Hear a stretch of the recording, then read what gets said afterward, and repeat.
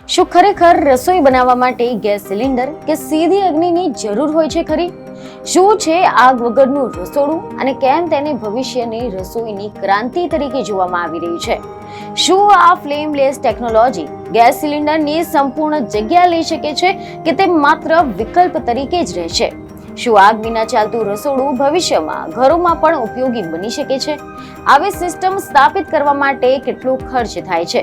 તો ચાલો આ સમગ્ર રસપ્રદ વિષય પર આપણે વિગતવાર જાણકારી મેળવીએ. નમસ્કાર દર્શક મિત્રો, ધી લોકસત્તા શોમાં આપણું સ્વાગત છે. તો દર્શક મિત્રો, આજે આપણે એક એવા રસપ્રદ વિષય પર વાત કરીશું કે જે તમને વિચારતા કરી દેશે કે શું ખરેખર રસોઈ બનાવવા માટે ગેસ સિલિન્ડર કે સીધી અગ્નિની જરૂર હોય છે ખરી? કલ્પના કરો એક એવા રસોડાની કે જ્યાં કોઈ ચૂલો નથી, કોઈ જ્વાળા નથી, કોઈ ગેસ સિલિન્ડર નથી, છતાં પણ રોજ હજારો લોકો માટે ગરમા ગરમ ભોજન તૈયાર થાય છે. જ્યાં રોટલી તો શેકાય છે પરંતુ આગ નથી, જ્યાં દાળ ઉકળે છે પરંતુ ધુમાડો નથી, જ્યાં રસોઈ થાય છે પરંતુ રસોડામાં ગરમીનો અહેસાસ જ થતો નથી. આ કોઈ જાદુ નથી પરંતુ વિજ્ઞાન અને કોઠાસૂઝનો અદ્ભુત નમૂનો છે. આ કોઈ વૈજ્ઞાનિક કલ્પના નથી, આ કોઈ ભવિષ્યની વાત નથી, આ તો વાસ્તવિકતા છે.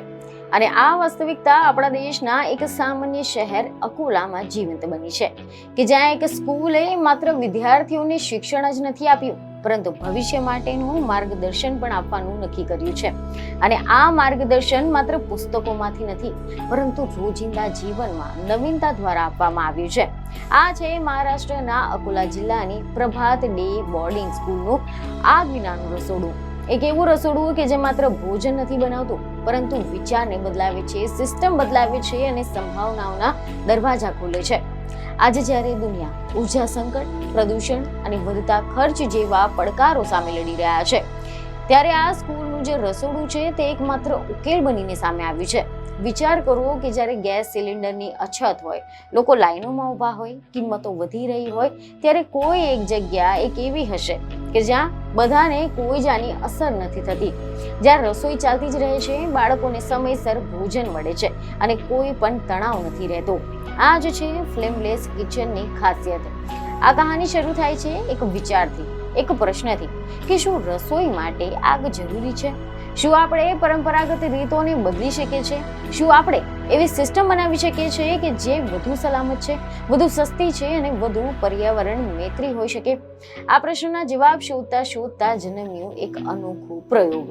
અને આ પ્રયોગ પાછળની વાત કરીએ તો મીડિયામાંથી એવા અહેવાલો સામે આવી રહ્યા છે કે આ સ્કૂલના જે સ્થાપક છે તેમનો વિચાર હતો કે બાળકોને માત્ર ભણતર જ નહીં પરંતુ જીવન જીવવાની રીત પણ શીખવવી જોઈએ.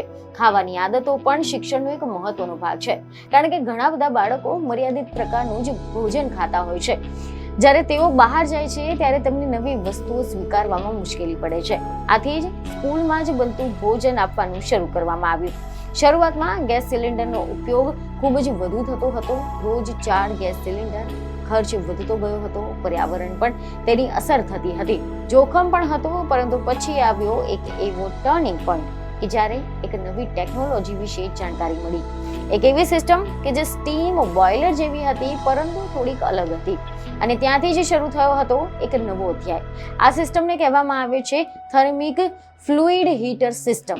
અને હવે આ શું છે તેને જો આપણે સરળ ભાષામાં સમજીએ તો મીડિયા રિપોર્ટ અનુસાર આ એક ખાસ પ્રકારનું તેલ હોય છે જેને ખાદ્ય ગ્રેડ ઓઇલ કહેવામાં આવે છે. અને આ તેલને એક બોઇલરમાં ગરમ કરવામાં આવે છે અને આ ગરમ તેલ પાઇપ દ્વારા રસોડાના દરેક વાસણ સુધી પહોંચાડવામાં આવે છે. એટલે કે ચૂલા નીચે આગ નથી પરંતુ ગરમ તેલનો પ્રવાહ છે જે વાસણને ગરમ કરે છે અને તેમાં ભોજન તૈયાર થાય છે. અહીંયા સૌથી મહત્વની બાબત એ પણ છે કે આ તેલ ખોરાકની સાથે ભળતું નથી, તે સંપૂર્ણપણે બંધ પાઇપ સિસ્ટમમાં વહે છે. એટલે કે સલામતી પણ જળવાઈ રહે છે અને સ્વચ્છતા પણ. હવે પ્રશ્ન થાય છે કે આ તેલ કેવી રીતે ગરમ થાય છે? તો અહીંયા આવે છે સૌથી રસપ્રદ ભાગ. આ સિસ્ટમમાં જે ઈંધણ તરીકે જે ગેસ કે ડીઝલ નહીં પરંતુ ખેતરમાંથી મળતો કચરો વપરાય છે, જેમ કે લાકડાના ટુકડા, પાકના અવશેષો જે સામાન્ય રીતે બળીને પ્રદૂષણ ફેલાવે છે. પરંતુ તેને આ મશીન દ્વારા નાના ગોળાઓમાં ફેરવવામાં આવે છે જેને બાયોમાસ પ્લેટેસ કહેવામાં આવે છે.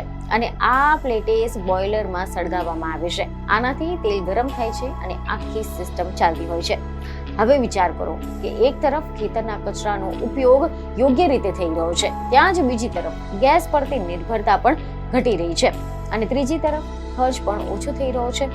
એવા અહેવાલો છે કે આ સિસ્ટમ બનાવવામાં લગભગ 35 લાખ રૂપિયાનો ખર્ચ થયો હતો, જે શરૂઆતમાં મોટો લાગે પરંતુ લાંબા ગાળે જુઓ તો ખૂબ જ ફાયદાકારક સાબિત થયો છે. કારણ કે હવે રોજના ગેસ સિલિન્ડરનો ખર્ચ પૂરેપૂરો બચી ગયો છે. માત્ર પેલેટ્સનો જ ખર્ચ રહે છે, જે ઘણો જ ઓછો હોય છે. અને સૌથી મહત્વની વાત એ છે કે છેલ્લા 10 વર્ષથી આ સિસ્ટમ સફળતાપૂર્વક કામગીરી કરી રહી છે, કોઈ પણ મોટી ખામી વગર.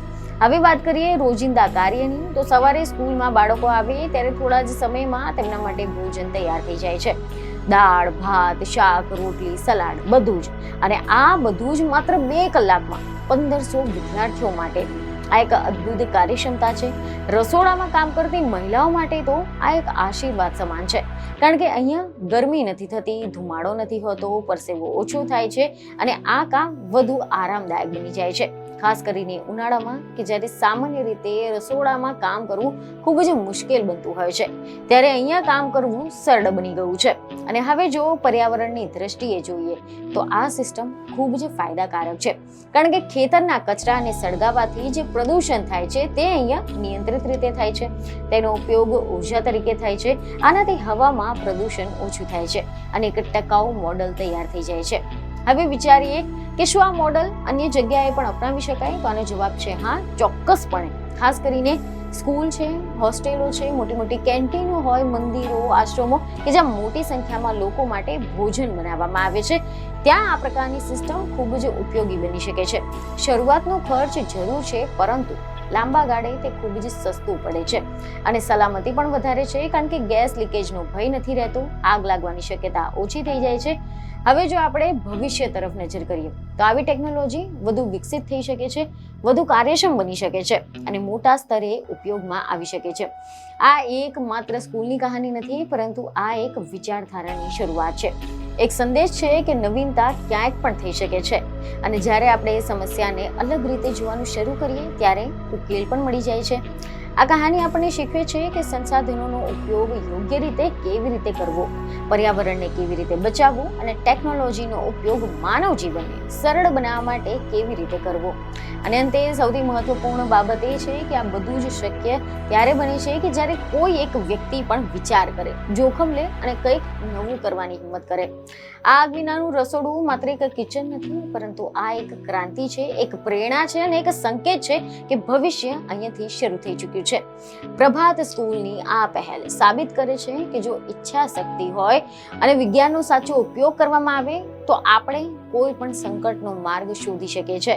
જો 35 લાખ રૂપિયાનું એક વખતનું રોકાણ કરીને 10 વર્ષ સુધી ગેસના લાખો રૂપિયા બચાવી શકતા હોય અને પર્યાવરણનું પણ જતન થઈ શકતું હોય, તો પછી આનાથી રૂડું બીડું શું હોઈ શકે? આ જ કારણ છે કે આજે આ રસોડું જોવા માટે દૂર દૂરથી લોકો આવે છે અને અહીંયાની વ્યવસ્થા જોઈને દંગ રહી જાય છે. આ માત્ર એક રસોડું નથી, પરંતુ આવનારા ભવિષ્યની એક ઝલક છે કે જ્યાં ટેકનોલોજી માનવીની સુવિધા અને પર્યાવરણની રક્ષા બંનેને સાથે લઈને ચાલે છે. અકોલાના નાના એવા ગામમાં થયેલા આ પ્રયોગ આજે આખા મહારાષ્ટ્રમાં ચર્ચાનો વિષય બન્યો છે, જે ખૂબ જ ગૌરવની વાત છે. આપણે પણ આમાંથી પ્રેરણા લેવી જોઈએ કે કેવી રીતે સ્થાનિક સંસાધનોનો ઉપયોગ કરીને વૈશ્વિક સમસ્યાઓનો ઉકેલ લાવી શકાય છે. ખરેખર પ્રભાત સ્કૂલનું આ ફ્લેમલેસ કિચન એ આધુનિક ભારતના પ્રગતિશીલ વિચારોનું પ્રતીક છે કે જે રસોડામાં અગ્નિ પ્રગટાવ્યા વિના જ્ઞાન અને વિજ્ઞાનની જ્યોત પ્રગટાવી રહ્યું છે. તો આશા છે કે આ માહિતી તમને મહત્વની લાગી હશે, જેથી અમારા વિડીયોને લાઈક અને શેર જરૂરથી કરજો. બીજને ખબર સાથે ફરી મળીશું. ધન્યવાદ.